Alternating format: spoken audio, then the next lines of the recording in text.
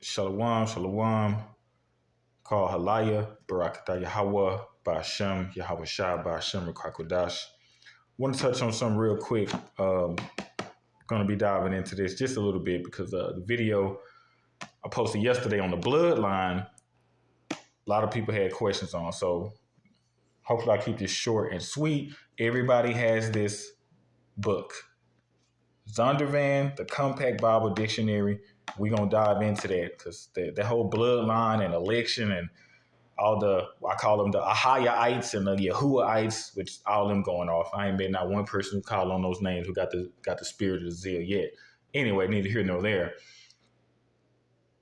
It's a huge, uproar about, other people and other nations could be saved and Edomites could be saved. No, listen, straightforward with you. Look, most High don't care about my feelings or yours. A lot of these people are attached onto them or they haven't let go of Babylon. So we're going to let the Roman Catholic Christian-owned biblical scholars, the same Bibles that you use, look at your Bible, it's going to have Zondervan on it, okay?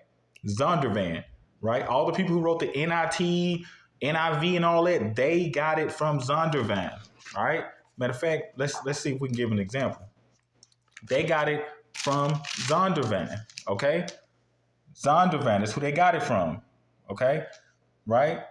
It's the Most High's name, right? Containing the Old and New Testaments translated out of the original tongues, because King James hired Hebrew, more, same thing, interpreters, and they went all the way back from the Arabic to the Hebrew to translate the King James Bible. So this one is one of the best yet, because they spent so many years backtracing it, because King James was at war with the Roman Catholic Christian Church, right? That's why it's called the 1611 King James Bible, okay? So that's why it's called that. But I do want to dive into, let's get back to where I was at, all right? So the Zondervan, right? See that? Everybody use this, but we don't keep reading all the time. So we're going to do it. We all jump to page 213. Let's go down. Ham, the youngest son of Noah, born probably 96 years before the flood. Okay? Everybody see that? And one of 8 persons to live through the flood, he became the progenitor of the dark races, the black people, right? Not the Negroes. So when they call you African, I'm African American, we from African, we from this. Nah, man. Their own biblical scholars know this, and I'm going to fill you in on Zondervan in a little bit. So we jump here right away, okay? Page 213. Let's go back, because like most of us, right, and I was there too, we don't read. By the way, 144, so Barakatah Yahweh Ba'ashem Yahweh Shah on that. We're going to go to one page before. 142 of the same book. By now, you know who the Edomites are. So we're going to let their own people tell you, the same people who wrote the Sefer, the same people who wrote all these other Yiddish books that y'all reading, they are the same ones. Zondervan did his studies with these same people, okay? We're going to let them tell you. Edom, page 142, go down, okay? We'll start here, right? We'll say, Judah depopulated by the Babylonians in 586 BC. The Edomites rejoiced over the affliction of the Judeans, meaning of the Hebrews, and began to take over the southern part of Palestine. Eventually, they penetrated as far north as Hebron, right? If you're in Dallas, a lot of those got Hebrew names, if you will, because the Seneca Indians were there. The Levites were already there. Let me zoom in so y'all can see that. Okay? Hold on, let me hold it still. Okay? All right. This action intensified the already smoldering hatred between the Hebrews and the Edomites. This is why they burning and killing you today.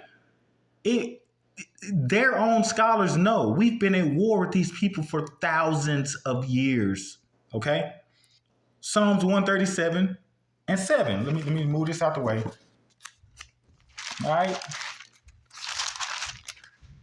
Psalms 137. I'm just go straight to it.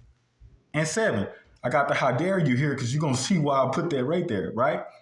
Remember, O Yahweh, when you see that capitalized, most of the time that's Yahweh. It's the Most High. It's not Christ. Remember, O Yahweh, the children of Edom in the day of Jerusalem, who said, raise it, even to the foundation thereof. They were saying, burn it, burn it. This is what was going on, right? This is what they're talking about. Raise it means burn it. They were screaming, burn it down, burn all this shit down. That's what they were saying. Okay? All right, what's that? Ezekiel 25. And they know. These heathens know. They've been taking our Bible back and forth, our scrolls. Ezekiel 25. Well, let's go ahead and get some of that, matter of fact. Since we already here, we might as well get some. Ezekiel 25. Okay. Ezekiel 25, just so y'all can see, 12 through 14. So we'll just jump to it. The prophecy against Edom. Prophecy. They are still alive today, right? Thus said Yahweh our power, because that Edom had dealt against the house of Judah by taking vengeance, same thing they're doing today, had greatly offended and revenged himself upon them.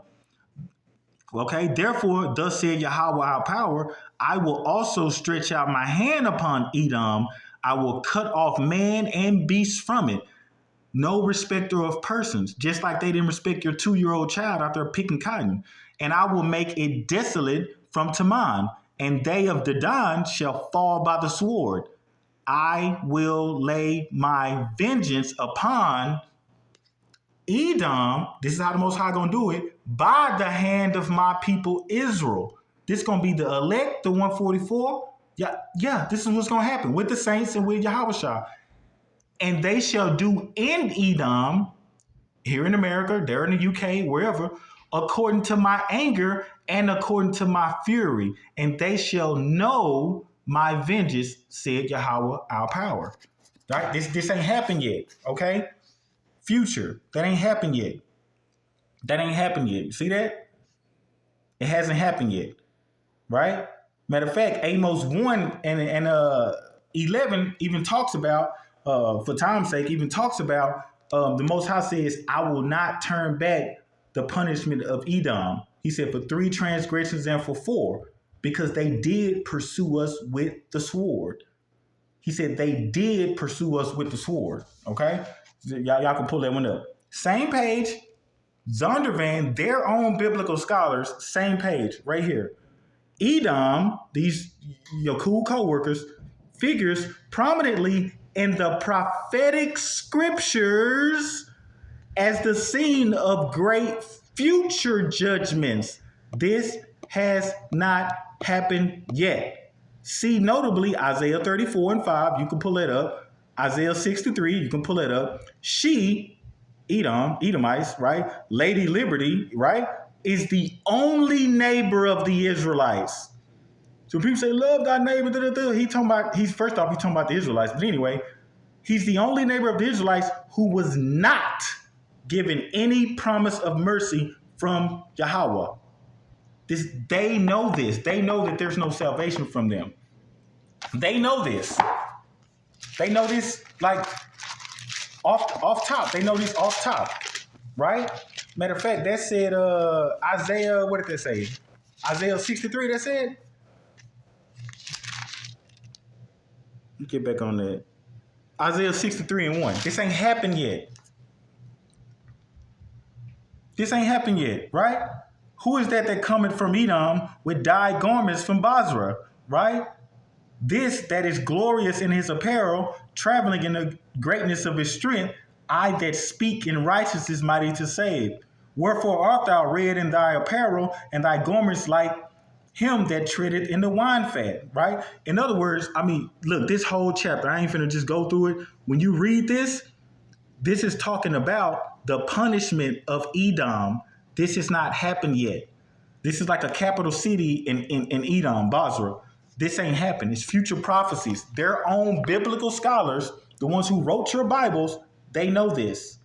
Not only that, right? Not only that, turn one page, right here, nail in the coffin. Election means the elect, the 144. It also deals with salvation. They are going to tell you, I don't care if you Baptist, Christian, Pentecostal, Catholic, they all come from here. Zondervan and that team wrote all these Bibles. Let's zoom in. Okay? Just like everybody, even Israelites, oh, well, the people could be saved. It's much attention. That's what it's talking about. Let's get it. Much attention has been given to the relation between Yahweh's sovereign choice, the Israelites from the beginning, and election, salvation, and the foreknowledge of Yahweh, meaning, well, I believe. I just believe. See, this has been going on since forever. So much attention has been given to it. Since the two concepts are related in Romans 8, like all the Christians do, he's going to tell you that you're wrong. These are the ones who told you that you're Christians. And 1 Peter 1, right? Erroneous, right? Which means wrong, error. Wrong interpretations have implied that election was based on a foreknowledge by Yahweh of choice, meaning wrong interpretations come when you say all who believe and call upon the name of the Lord shall be saved. He's telling you you're wrong. Wrong interpretations have implied that election was based on foreknowledge by Yahweh of the choice which man would make, all because you believe in the name of the Lord using foreknowledge, prior knowledge. That's what that means, right? This interpretation not only contradicts the idea of sovereignty, salvation, but ignores the basic meaning of the word foreknow. Let's keep going. When election refers to salvation, its objects, meaning its people, are individual men, meaning the Hebrews, your bloodline. Since I got so many messages on that last one, your bloodline, the ones who he chose. The concept of universal election, salvation, so the concept of everybody can be saved is foreign to the scriptures. Yeah, let's read that again. When election refers to salvation, its objects are individual men, the elect, Hebrews. The concept of universal election, salvation, is foreign to the scriptures. Rather, particular election only is taught, meaning salvation is only taught to the Hebrews. That means if you believe in any all this other stuff, you are wrong. Their own biblical scholars know this. You're wrong, right? Same thing. Matter of fact, let's get something real quick. Same thing Yahushua, Christ, told the woman in John 4 and 22. Let me go in. Hope you can read that. Ye worship ye know not what, meaning you don't know what the hell you worshiping. Christians and everybody else, and everybody think everybody can be saved. We know what we worship. Yahweh Ba'ashem Yahweh Shah.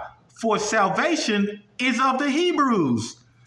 The same thing Christ told that woman, the same thing your own biblical scholars know. It's only for Yashra Allah, nobody else. Let me show something else, because I was just going over this even with my daughter. Without Sanctuary, this is an old book, been had it for a while. She used the coloring and stuff she got on it. Look, nobody who did this to your ancestors can tell you how to get into heaven. You understand that? But y'all want to invite everybody to the cookout. They would cut our legs off, arms, hands, put them in mason jars and save them just save them for visuals, save them for memorabilia, right? Look at this. But y'all want to invite these devils to the cookout. When Yahweh Shah didn't even invite them to the cookout. When they know they're not invited to the cookout. Let's read. This is a postcard.